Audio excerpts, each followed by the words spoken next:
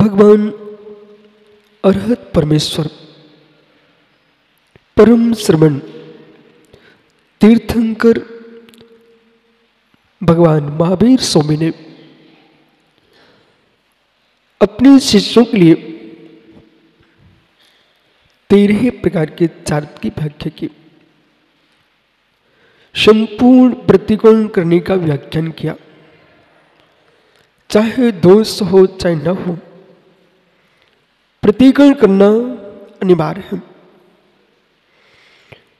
परिणामों की निर्मलता के लिए और परिणामों की वक्रता के त्याग के लिए 2 दृष्टियों से प्रतिकोण करना चाहिए। जो हमारे भावों में वक्रता है उसका उपशमन हो और भावों की विशुद्धि हो। ऐसा जगत में कोई भी जीव न हो जो प्रतिकूल से दूर रहे। कोटि कोटि अपराधों के उपशमन का साधन है, उसका नाम प्रतिकोण है। जब प्रतिकोण किया है जीव ने वंदना स्तुति करके, कारुष्य पर लक्ष्य गया, मैं निर्दोष हो चुका हूं और निर्दोष हुआ हूं, तो देह से ममत्व का परित्याग कर दिया।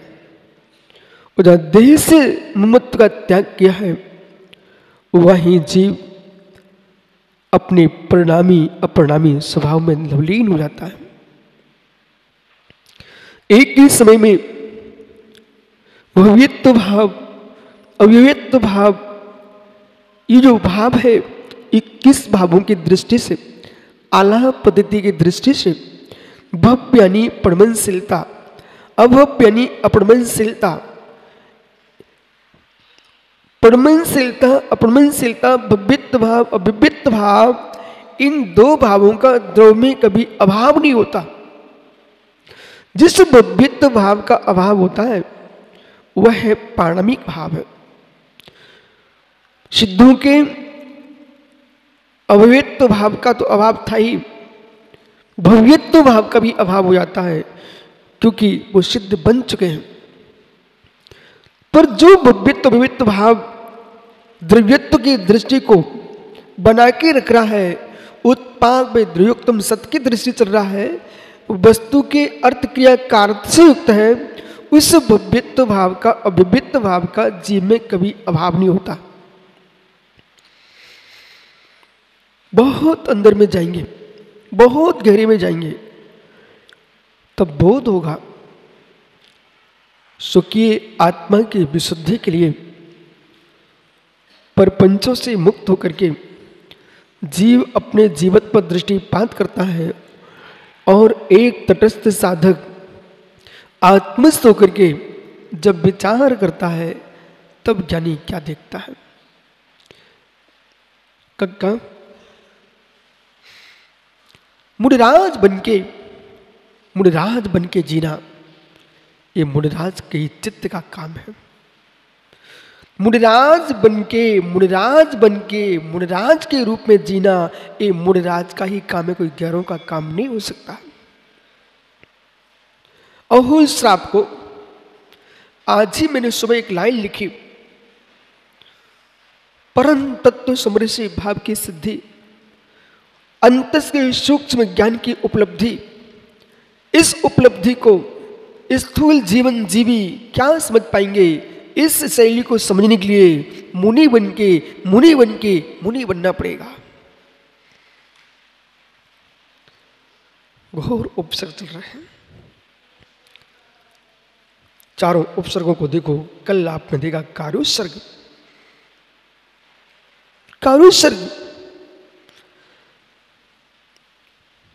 दूसरे से उपसर्ग हो तो सहन व्यक्ति कर सकता है, और विस्तृत सागर अपनों से ही उपसर्ग हो तो सहन करने में कठिनाई होती है। पर का पुत्र गाली दे जाए तो बारदाना सहन कर लेंगे, उस स्वयं का ही बेटा गाली दे जाए तो सहन करने में असहनीय हो जाएगा। समझो मैं क्या बोल रहा हूं। दूसरे की संतान गाली दे जाए तो तुम सहन कर लोगे, स्वयं की ही संतान गाली दे उसको सहन करना बहुत कठिन है।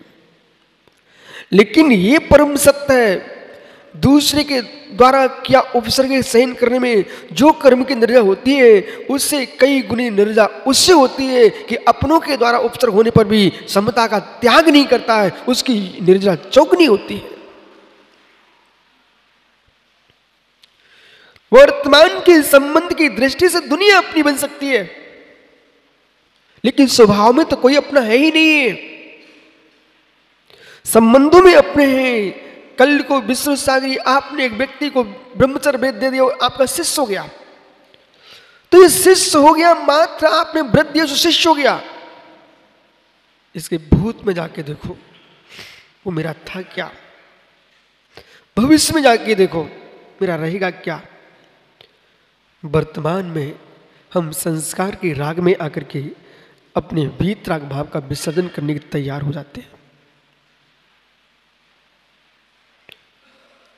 4 प्रकार के उपसर्ग की व्याख्या कल यहां पर की थी। देवकृत, संजंत नाम के मुनिराज ध्यान में लीन, देव ने आकर के उठा करके पंच नद में पटक दिया। नदियों 5 नदियों के बीच में मुनिराज को उठा के पटका। धन्य उन योगी को जो कारुसर्ग में लीन थे। अब यह समझना कि वो तो उठा के ले गए तब भी कारुसर्ग, आसन तो हिल गया। अरे मित्र, आसन हिल गया लेकिन स्वभाव नहीं हिला। मुनिराज को नदियों के बीच में पटक रहा था, जब देव उपसर्ग कर रहा था तब भी योगेश्वर चिद ब्रह्म ज्ञान घन ज्ञायिक स्वभाव में लवलीन थे, देह से ममत का परित्याग किए हुए थे। और मित्र नदी के पानी में पहुंचते पहुंचते पहुंचते पहुंचते पहुंच ही नहीं पाए, इसी बीच में प्रभु को केवल ज्ञान हो गया।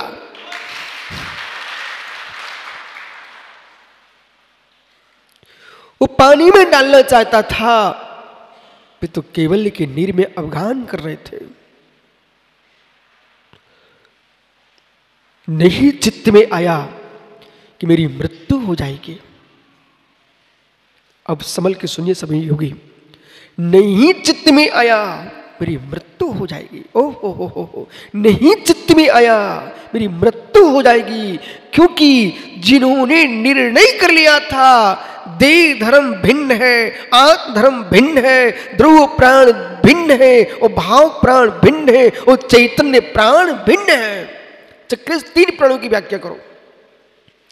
द्रव्य प्राण भिन्न है, भाव प्राण भिन्न है और चैतन्य प्राण भिन्न है।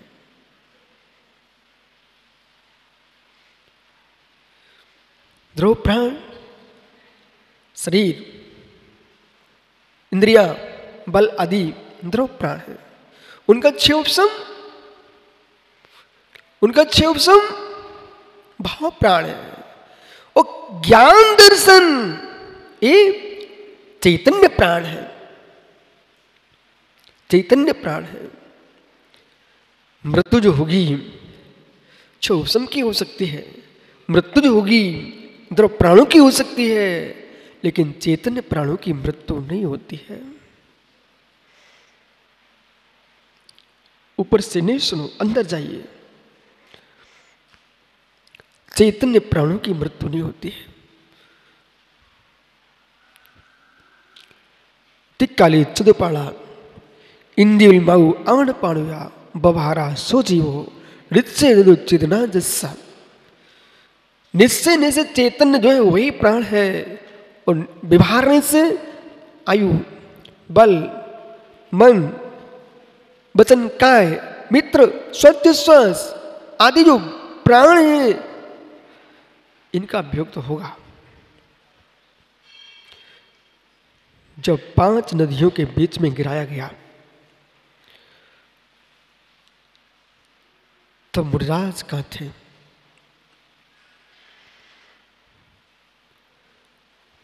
उठाने वाला शरीर को उठा रहा था, उठाने वाला देह को उठा रहा था।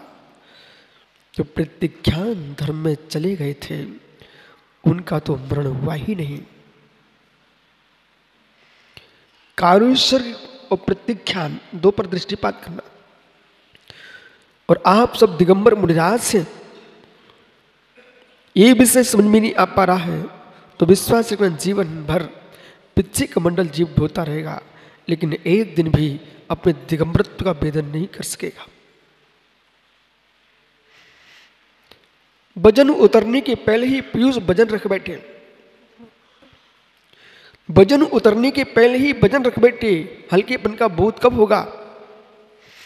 गृह त्याग करके आए थे, गृह का राग त्याग किया था, कोटि कोटि संस्थाओं के राग में जीव उलझ गया, तुम वजन तो उतार के आए थे, वजन आप तो रख बैठे। एक दिन के लिए, मात्र एक दिन के लिए वचनात्मक शैली तो व्यक्ति तोते को रटा दो वो भी बोल सकता है। वचनात्मक पद्धति से व्याख्यान की शैली तो तोता भी बोल सकता है, मुझे जीवन चाहिए वैसा जीना। धर्म धरती छोड़ने के बाद भी दुनिया के लोगों से धन इकट्ठा करने की प्रवृत्ति जिनके मस्तिष्क में बन चुकी है, वे क्या दिगंबरत्व का आनंद ले पाएंगे? दिगंबरत्व का आनंद लेना है, श्री श्री मानो से आपको वैसे ही विरक्त होना पड़ेगा जैसे छोड़े हुए बल से विरक्त रहते हो। मृत्यु मृत्यु मेरी है ही नहीं। शरीर में बैठा साधक, अब होता यह है, चक्रेश मालूम होता क्या है, जीव उस स्थान का स्पर्श नहीं कर पाता तो व्यर्थ की भाषणबाजी करके बोलने लगता है। ऐसा भी होता है क्या? शरीर में रहकर के शरीर से रहित वेदन हो सकता है क्या? क्या ऐसा हो सकता है क्या? ऐसे प्रज्ञा विहीन लोगों के प्रश्न होते हैं, जबकि शरीर में रहते हुए ही शरीर से भिन्नत्व को बोध कर लेते हैं योगी। परम सत्य, ध्रुव सत्य, ध्रुव सत्य है, इस स्थान तक पहुंचे बिना निर्वाण श्री पूर्ण असंभव। क्या देव उठा के गिरा रहा है, उसमें क्या न्यार रहे? शरीर को पुद्गल स्वीकार कीजिए। शास्त्र में लिखा इसलिए स्वीकार तुम कर चुके हो, अपने निर्णय में स्वीकार कीजिए। शास्त्र में लिखा है सो आप बता दोगे, अपने निर्णय तक पहुंचिए। शरीर पुद्गल है और मैं इससे पूर्ण स्वतंत्र हूं। मित्र, मैं इससे पूर्ण स्वतंत्र हूं। अपने शरीर का राग तो छोड़िए, दूसरे के शरीरों के राग में मेरे मित्र महाभारत हो गए, धन के राग में रामायण हो गई, देह के राग में, ओहो मित्र ज्ञानियों ध्यान दो, दूसरे के देह के राग में रामायण हो गई, संपत्ति के राग में महाभारत हो गई। मैं कैसे छोड़ सकता हूं अपनी संपत्ति को? अपनी संपत्ति का भान ही नहीं है। इसलिए अहो जैन मुनियों, अहो जैन मुनीश्वरों, एकमात्र आपको इस मुद्रा में निर्णय लेने का अवसर है कि मैं कितने सूक्ष्म में जा सकूं कि देह का परमाणु मात्र भी अपना स्वीकारने का भाव नहीं आए, तब तुम कहलाओगे जैन मुनि।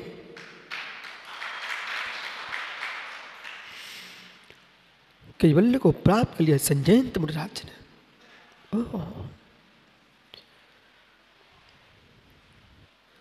आनंद मुनि, प्रभु पारसनाथ का जीव सिंह खा गया, त्रिंच ने उपसर्ग किया, तब भी हिले नहीं। वो अपनों ने उपसर्ग किया। मुनिराज कार्तिकेय स्वामी चरिया को जा रहे, सग्गी बहन दौड़ के आई, मेरा भैया मुनि है। सगा भाई मुनि दिख जाए तो किस बहन के अंदर अनुराग नहीं उत्पन्न होगा? पर अभागे बहनों ने देखा कि मुझे छोड़ करके नंगे के पास गई है।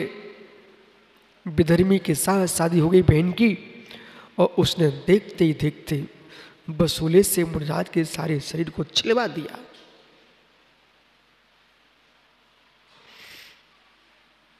अब सोचो भैया, एक दिगंबर मुनिराज को वसूले से छिलमा दिया, उसमें योगीश्वर क्या कर रहे थे?